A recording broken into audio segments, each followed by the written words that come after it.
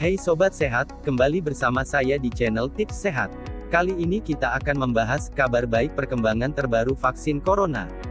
Sebelum kita melanjutkan video ini, jangan lupa tekan tombol like dan subscribe, aktifkan loncengnya untuk mendapatkan tips kesehatan terbaru dari channel Tips Sehat.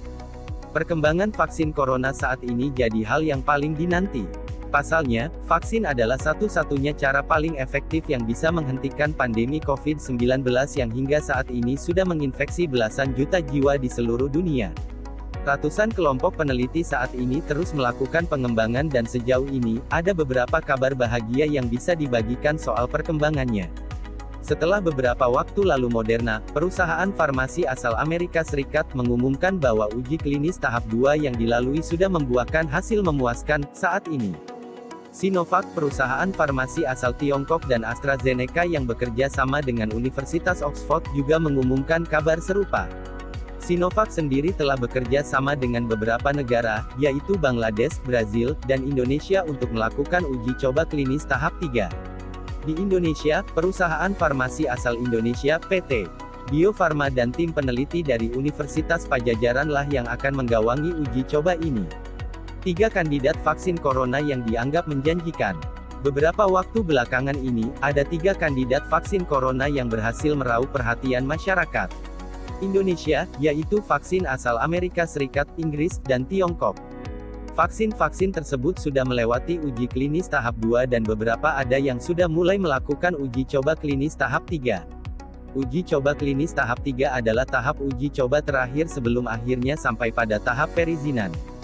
Berikut ini perkembangan terbaru dari masing-masing kandidat. 1. Vaksin dari Sinovac. Vaksin COVID-19 dari perusahaan asal Tiongkok, Sinovac, saat ini juga tengah melakukan uji coba klinis tahap 3 di beberapa negara, termasuk Indonesia. Uji coba di Indonesia sendiri rencananya akan dimulai pada bulan Agustus mendatang. PT Bio Farma, bekerja sama dengan Universitas Padjadjaran saat ini tengah mempersiapkan uji coba yang akan berlangsung selama 6 bulan tersebut. Jika uji coba berjalan lancar dan persetujuan dari Badan Pengawas Obat dan Makanan, BPOM, bisa didapatkan, maka vaksin kemungkinan bisa diproduksi massal pada kuartal pertama tahun 2021 mendatang. Bio Farma mengungkapkan memiliki kapasitas produksi maksimal hingga 250 juta dosis. Vaksin yang dikembangkan oleh Sinovac ini dibuat menggunakan whole virus vaccine. Artinya, vaksin tersebut mengandung SARS-CoV-2, virus penyebab COVID-19, yang dilemahkan atau dibuat menjadi tidak aktif. Lalu, saat vaksin tersebut disuntikkan ke tubuh, sistem imun tubuh akan terpacu untuk membentuk suatu sistem kekebalan. Sehingga, jika suatu saat kita terpapar virus corona, sistem imun kita sudah mengenalinya dan siap untuk melawan virus tersebut dan kita jadi tidak sakit. 2. Vaksin dari AstraZeneca dan Universitas Oxford.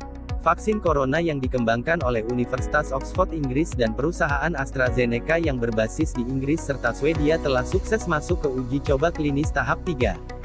Vaksin ini dikembangkan menggunakan metode viral vector vaccines. Artinya, vaksin tersebut berisi gen virus corona yang saat disuntikkan akan masuk ke dalam sel-sel di tubuh dan memicu respon kekebalan tubuh yang nantinya akan melindungi kita dari COVID-19. Menurut laporan yang dikeluarkan tanggal 20 Juli tahun 2020 yang lalu, vaksin ini telah sukses melewati uji coba klinis tahap I dan 2.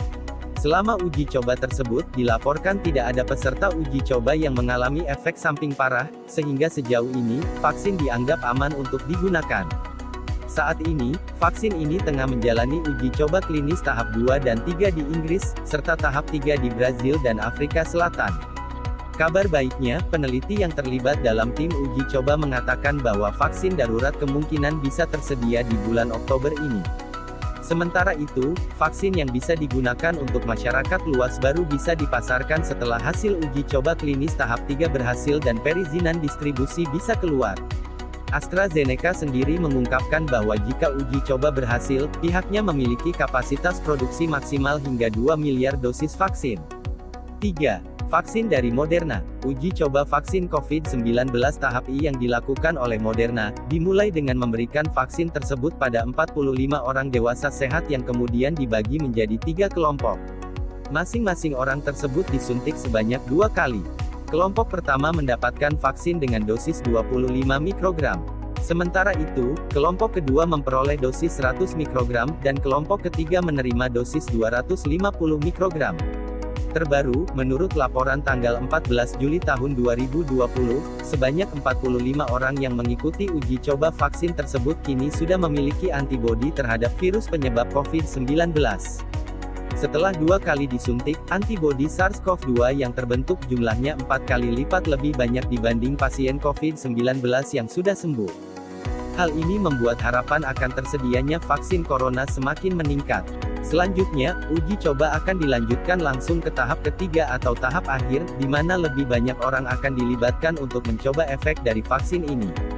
Di tahap akhir yang kemungkinan akan dimulai tanggal 27 Juli tahun 2020 mendatang, sebanyak 30.000 orang dari 87 lokasi di Amerika Serikat akan diikutsertakan untuk uji coba. Puluhan ribu orang tersebut akan menerima vaksin dengan dosis 100 mikrogram, lalu 29 hari setelahnya akan diberikan dosis tambahan yang sama. Sebagai kelompok kontrol, sebagian dari orang-orang tersebut ada yang akan dikelompokkan dalam kelompok placebo. Apabila penelitian tahap akhir ini nantinya berhasil, maka kemungkinan pada awal tahun 2021, vaksin tersebut sudah bisa diproduksi massal. Mengapa dibutuhkan waktu begitu lama untuk menciptakan vaksin corona? Waktu 18 bulan terkesan begitu lama saat pandemi terjadi. Namun, menciptakan vaksin hanya dalam waktu 1,5 tahun sebenarnya terhitung sangat-sangat cepat jika dibandingkan dengan waktu biasa yang dibutuhkan, yaitu 10-15 tahun. Mengapa proses pembuatan vaksin begitu lama? Sebab ada berbagai tahap yang harus dilewati untuk memastikan bahwa vaksin tersebut benar-benar aman. Secara keseluruhan, sebenarnya ada 6 tahap yang perlu dilewati untuk membuat satu vaksin, yaitu proses perancangan vaksin. Pada tahap ini, para peneliti akan mempelajari virus tersebut secara detail dan mencari cara agar sistem imun di tubuh kita bisa mengenalinya, dan kemudian membuat pertahanan di dalam tubuh. Pengujian pada hewan.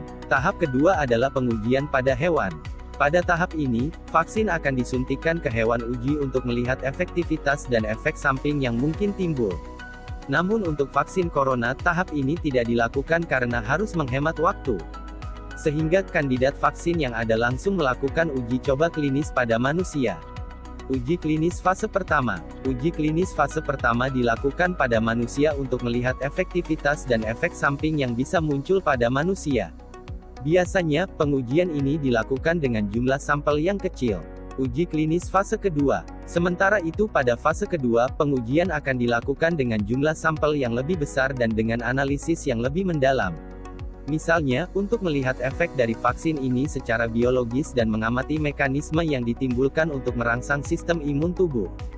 Uji klinis fase ketiga. Uji klinis fase terakhir ini melibatkan jauh lebih banyak orang dengan waktu pengamatan yang juga jauh lebih lama.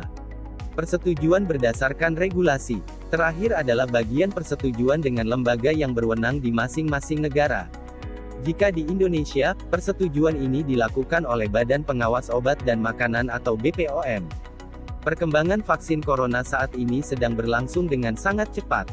Hal ini memang perlu dilakukan mengingat jika pandemi ini berlangsung berkepanjangan akan semakin banyak penduduk dunia yang dirugikan, tidak hanya dari segi kesehatan namun juga dari segi kehidupan lainnya. Sebelum video ini berakhir, jangan lupa tekan tombol like dan subscribe, aktifkan loncengnya untuk mendapatkan berita terbaru seputar kesehatan dari channel Tips Sehat. Langkah yang paling baik yang bisa kita lakukan adalah dengan mengikuti protokol kesehatan yang ada.